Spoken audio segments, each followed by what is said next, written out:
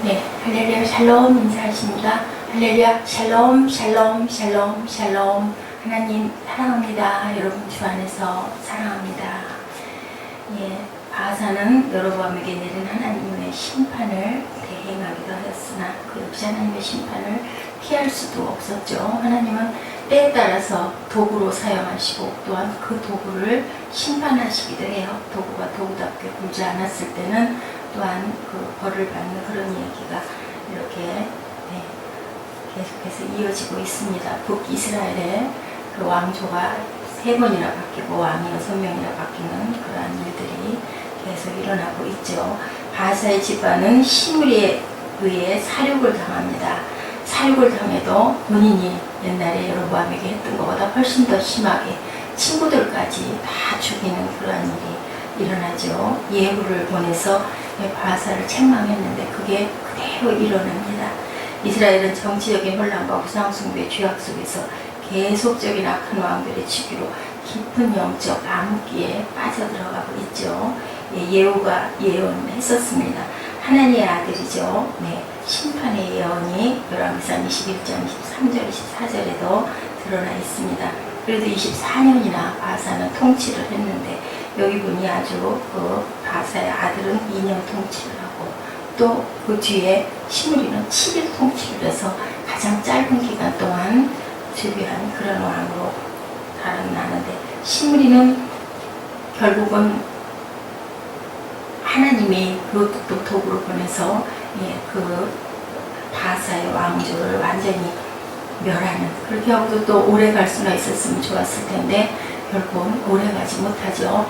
오므리를 또 그 아수르와 싸우고 있는데 결국 그 사이를 틈을 타가지고 반란을 일으켜서 그것을 보고 백성들이 오므리를 추대를 합니다.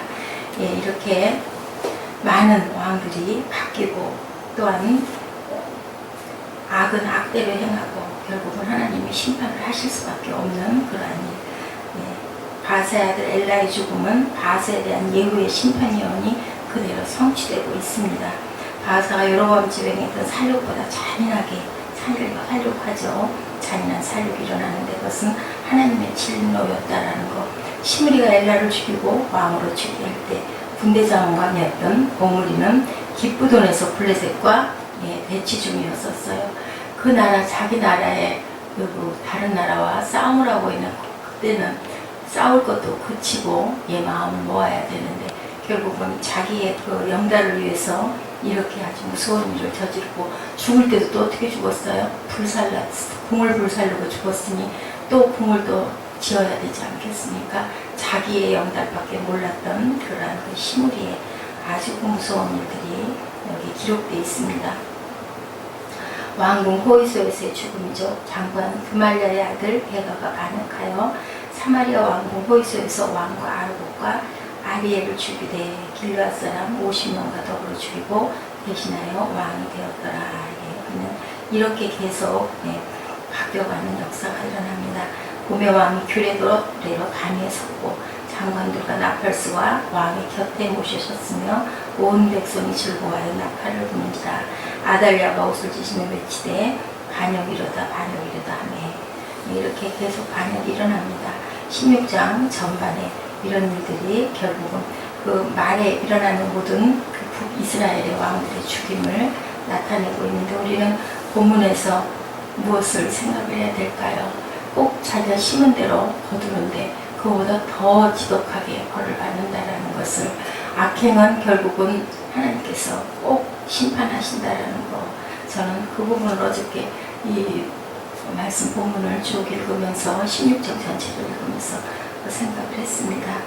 바하사의 모든 죄와 그 아들 엘라의 죄를 인함이라. 13절에 그러죠. 저희가 범죄하고 이스라엘로 범죄케 하여 헛된 것으로 이스라엘 하나님 야훼의 노를 격발하였더라. 노를 샀어요. 왕의 온 집안 사람들과 친구까지 모두 죽이는 일이 이렇게 일어나고 있습니다. 그 아들 엘라는 자신들의 범죄하였을 뿐만 아니라 이스라엘 백성들로 범죄케 하는 큰 대가가 덧붙여져요. 왕이라는 자리는 뭐하는 자리일까요? 한 나라를 잘 다스려서 백성들을 잘 살게 해야 되는데 자기의 그 영달과 자기의 그 자리시킴을 위해서 무엇도 다 희생을 시킵니다. 우리가 리더가 되었을 때는 그 공동체를 잘 보호하고 공동체를 잘 이끌어가고 내가 먼저가 아니라 공동체가 먼저 되어야 되겠죠. 그래서 우리가 잊지 말아야 됩니다. 리더는 자신의 행동이 나만의 행동이 아니라는 거, 그 공동체를 대표한다는 거. 그렇기 때문에 책임도 또한 그 리더가 지고 가야 되죠. 자신이 하고 싶은 행동으로서만 행동해서는 안 된다는 거. 이 행동에 내가 영향을 미치면 다른 사람들에게 어떤 영향을 미치나, 우리 민족에게 어떤 영향을 미치나, 우리 교회에 어떤 영향을 미치나 상당히 중요하죠. 리더가 된다는 것은 어려운 일이고 중요한 일입니다. 리더는 리더에게 영향을 받은 다른 사람이 행동하는 것까지 책임을 져야 되기 때문에 더더군다나 잘 다스려야 되는데 쉽지가 않습니다. 책임이 막중하죠. 다른 사람의 눈에 함께 생각하며 살아가야 되죠. 눈도. 유다왕 아사 제27년에 시므리가 디르사에서 7일 동안 왕이 되니라. 때에 백성들이 블레셋 사람에게 속한 깃부동을 향하여 진을 치고 있는 그 도중에 반란을 이렇게 일어나는 그런 일. 백성들이 눈이 있죠. 우리가 무슨 일을 저질렀을 때 그냥 나만 그냥 3시간 가면 그만이다 인 건데 사실은 눈이 있다는 것을 우리가 꼭 생각을 해야 됩니다. 사람의 눈은 또 속일지라도 누구의 눈은 속일 수 있어요. 없어요. 하나님의 눈은 속일 수 없다는 것도 생각해야 되겠죠. 호람되어 하나님이 늘 계시다라는 거. 우리는 항상 법을 지킬 때, 그죠? 저 그전에 보면 그랬어요. 경찰이 없거나 요즘엔 뭐 속도 카메라들이 다 있으니까 뭐 순간순간 경찰 아저씨가 전혀 요즘은 거의 잘 안 보이더라고요.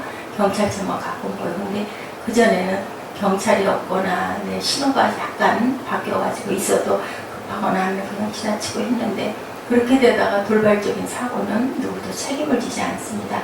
그것은 신호 위반을 해가지고 내가 뭐 누구에게 다쳐도 맞소리를 못하죠. 그런 것처럼 우리가 법을 잘 지킬 때, 하나님의 법을 지킬 때 하나님께 보호를 받는다라는 거. 7일 동안 마음권을 유지하자고 그 무서운 유혈을 그렇게 낭자하게 그렇게 했겠습니까? 본인이 알았겠습니까? 몰랐으니까 그랬겠지만 결국은 하나님은 도구로 사용하시고 그리고 본인도 아주 심판을 무섭게 받는 그러한 일이 일어났습니다.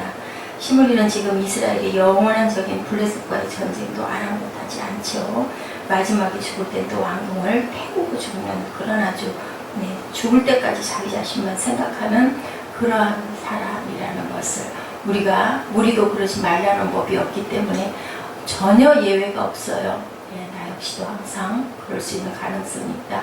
이런 역사를 통해서 하나님께서는 우리를 눈동자같이 바라보고 계시니까 혹여 내가 그냥 넘어간다 하더라도 내 자손대에서라도 벌을 받는 일이 꼭 일어난다는 것을 저는 사무엘하 열왕기상을 통해서 이렇게 바라봅니다. 한 공동체의 참다운 리더는 자신의 영역보다는 자기가 맡은 공동체를 더 생각하고 사랑해야 된다는 거.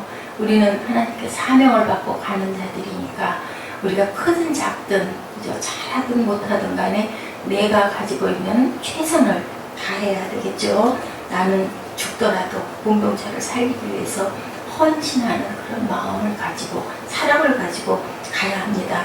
그랬을 때 하나님이 도와주시죠. 내가 할 것은 안 하고 알아서 하시겠지. 그렇게 해서는 안 된다는 거. 공동체를 나보다 더 사랑할 때만 리더는 공동체의 참다운 리더로 거듭난다는 거.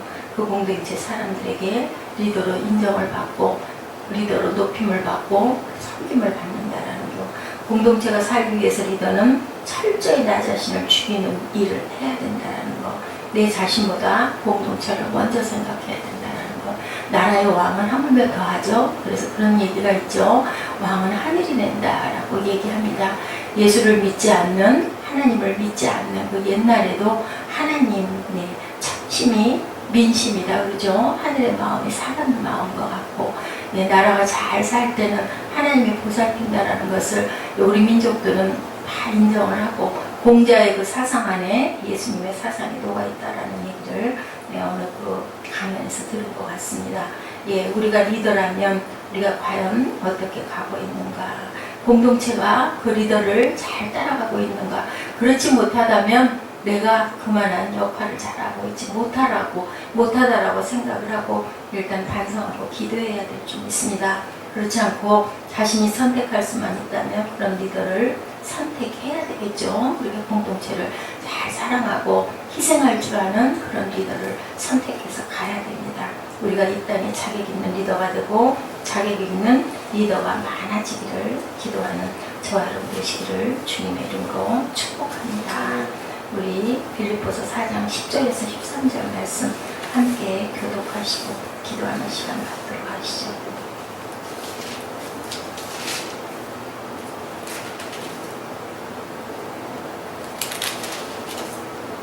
함께 배우십니다.